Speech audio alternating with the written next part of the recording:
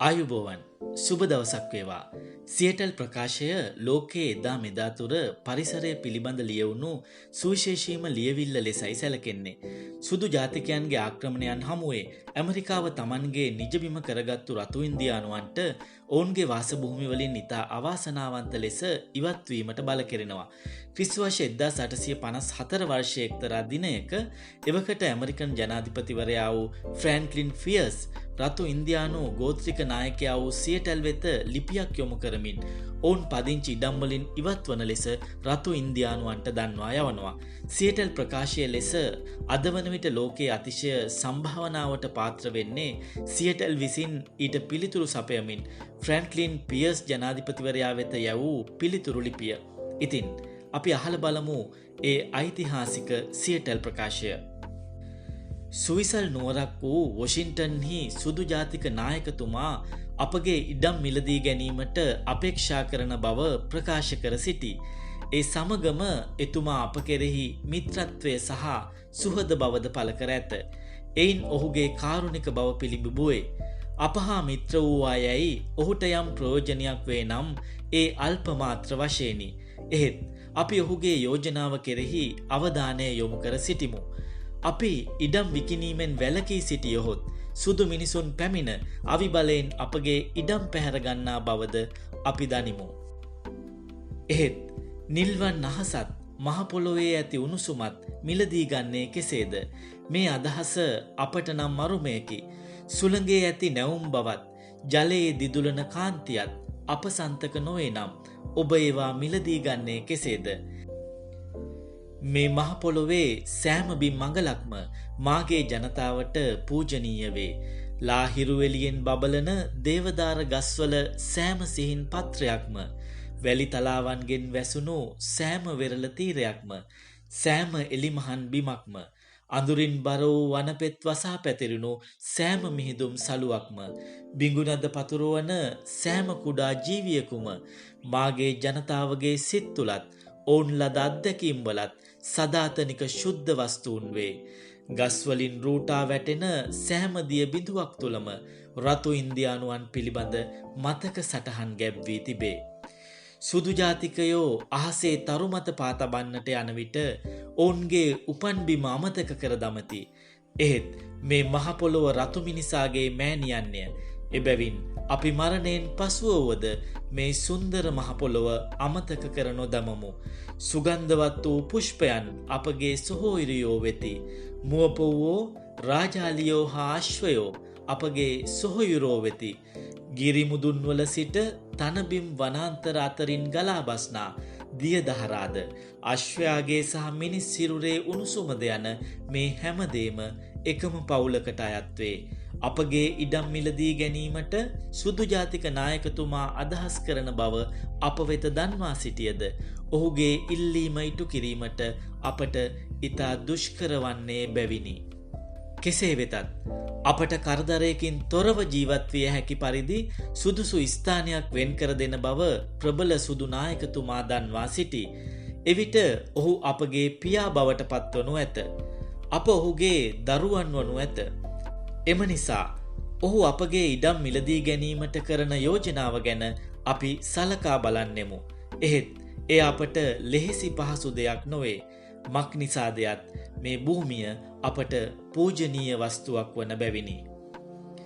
ගංගා ඇලදොල දිලිසෙමින් ගලා බසින්නේ හුදෙක් දියදහරාවන්ම නොවේ.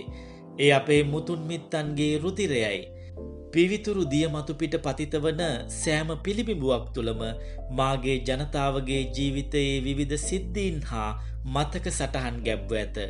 ජලයෙන් නැගෙන සිහින් හඬ මාගේ පිය පාර්ශවයේ මුතුන් මිත්තන්ගේ හඬය. මේ ගංගාවෝ අපගේ සොහොයුරෝය.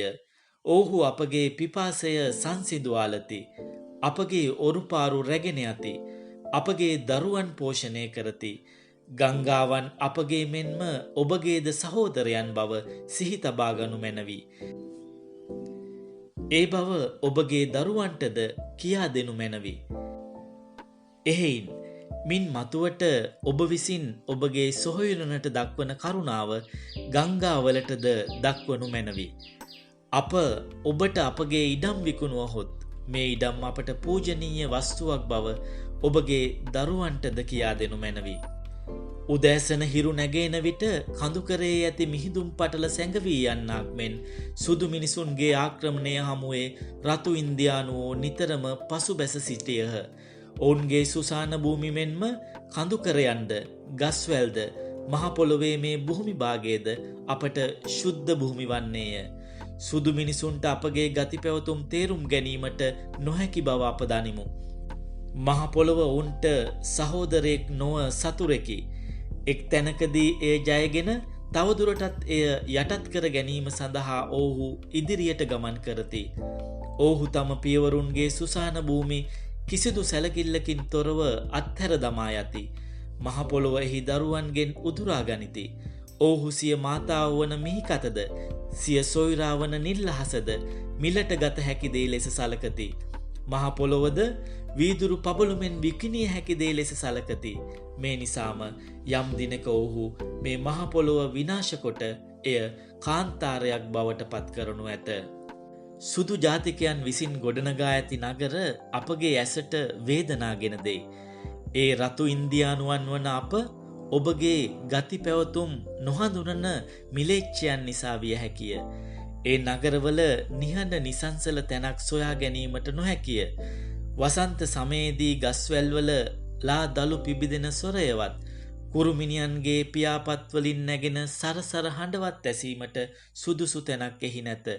ඒ වෙනුවට නාගරික පරිසරයෙන් නැගෙන කටෝර ශබ්ද දෙසවනට නිගාදෙයි.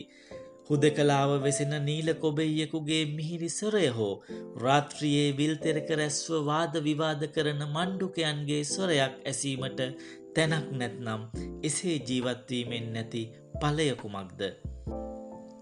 රතු ඉන්දියානුවන් වන අපට මේ අවට පරිසරයේ රැඳුණු වාතය ඊතා අගනා දෙයකි. ගහකොළ සතුන් මෙන්ම මිනිසුන් වන අප හැමද ආස්වාස ප්‍රාස්වාස කරන්නේ මේ වාතයයි. එහෙත් සුදු මිනිසුන්ට ඒ බව හැඟෙන බවක් නම් නොදනේ.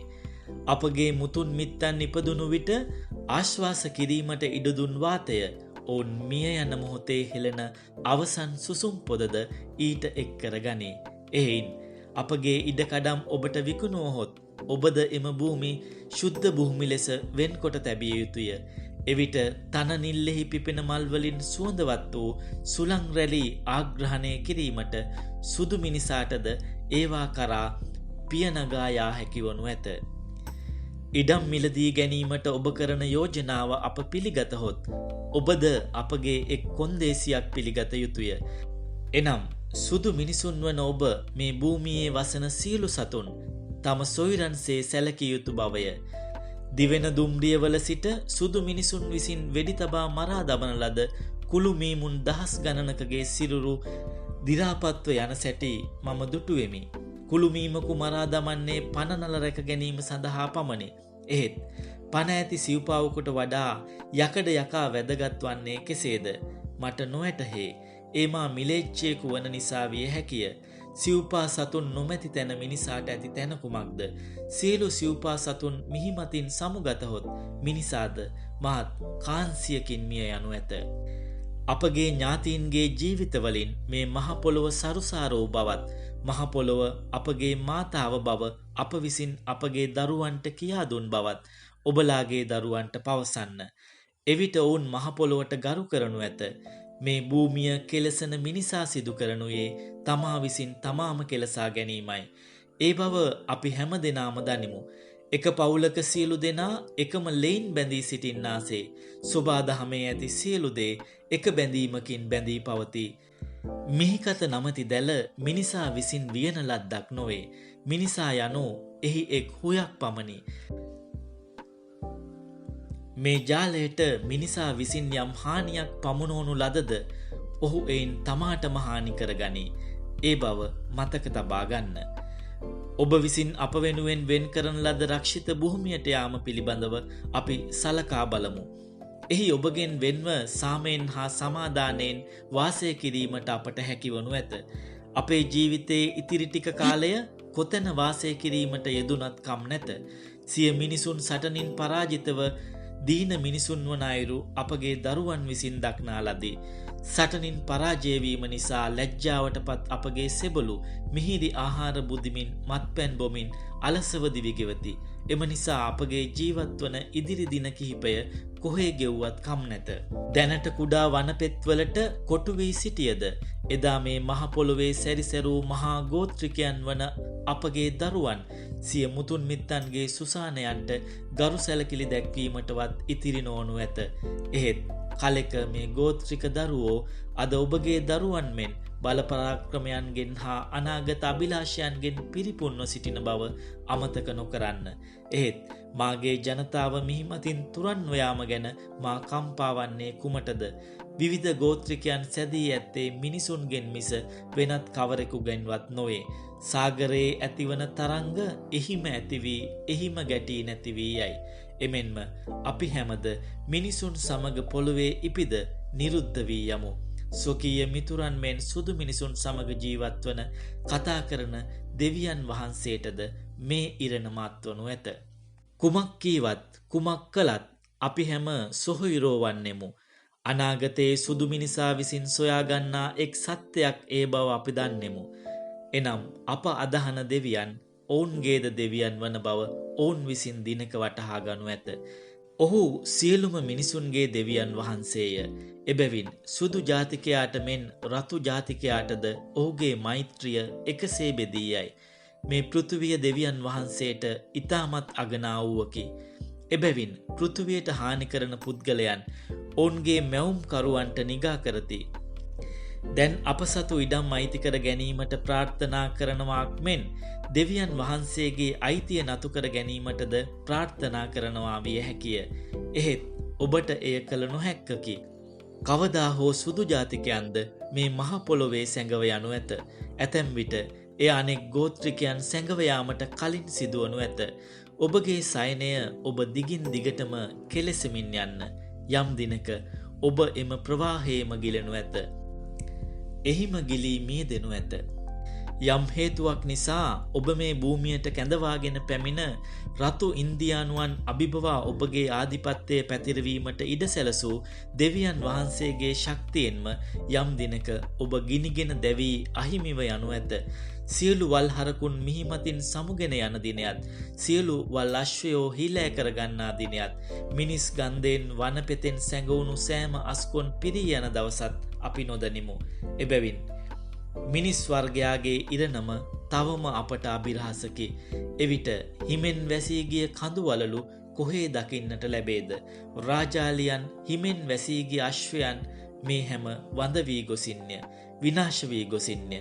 දඩයම් කරන සතුන්ගෙන් සමු ගැනීම කොතරම් අප්‍රියජනක වේද? ඒ ජීවයේ අවසානයත් නොමැරී යන්තම් පනනල් රැක ගැනීමේ ආරම්භයත් සනිටුහන් කරනු ඇත. අප ඔබේ යෝජනාවට එකඟ වන්නේ නම් ඊට හේතුව ඔබ අපට ලබා දීමට ප්‍රතිඥා දුන් රක්ෂිත භූමිය හෝ ලබා දීමයි. එවිට අපගේ ජීවිතයේ ඉතිරි කෙටි කාලය එහි ගත කිරීමට හැකිවනු ඇත. අවසන් රතු ඉන්දියානුවත් මේ භූමියෙන් සමුගත් දිනයක ප්‍රේරීස් තනබිම් හරහා පාවී යන වලාකුලක සෙවණැල්ලක් බවට පත්වන දිනයක මේ භූමියේ වෙරළ තීරය හා වනපෙතේ මාගේ ජනතාවගේ ආත්මය තවදුරටත් රඳවා ගනු ඇත. අලුත උපන් බිලිඳකු තම මවගේ හදගැස්මට ආදරය කරන්නේ යම්සේද, එසේම අපගේ ජනතාවෝ මේ මහ පොළොවට ආදරය කරති. මේ භූමිය විකුණුවහොත් මේ භූමියට අප මෙන්ම ඔබද ආදරය කළ යුතුය. අප මේ භූමිය රැකබලාගත්තාක් මෙන් ඔබද මේ භූමිය රැකබලාගත යුතුය. ඔබ මෙය මිලට ගන්නා අවස්ථාවේ මේ භූමිය තිබෙන අයුරු ඔබේ සිතෙහි තබා ගන්න. දෙවියන් වහන්සේ සෑම සියලු දෙනාටම එකසේ ප්‍රේම කරන බැවින් මෙම භූමිය ඔබගේ මුළු ශක්තියෙන්, සිතෙන් මෙන්ම හදවතිනුත් ඔබගේ දරුවන් වෙනුවෙන් ආරක්ෂා කර තබන්න. අපි එක දෙයක් දනිමු. එනම් අපගේ දෙවියන් වහන්සේද ඔබගේ දෙවියන් වහන්සේද එකම දෙවියන් බවයි. ඔහුට මේ භූමිය ඉතා වටින්නේය. සුදු මිනිසාට යයි ඉරණමේ වෙනසක් නැත. කුමක් කීවත් කුමක් කළත් අපි සොහොයුරෝ වෙමු. අනාගතයේ සිදුවන්නේ කුමක්ද? එය අපට හොඳින් දැක බලා ගැනීමට හැකිවනු ඇත.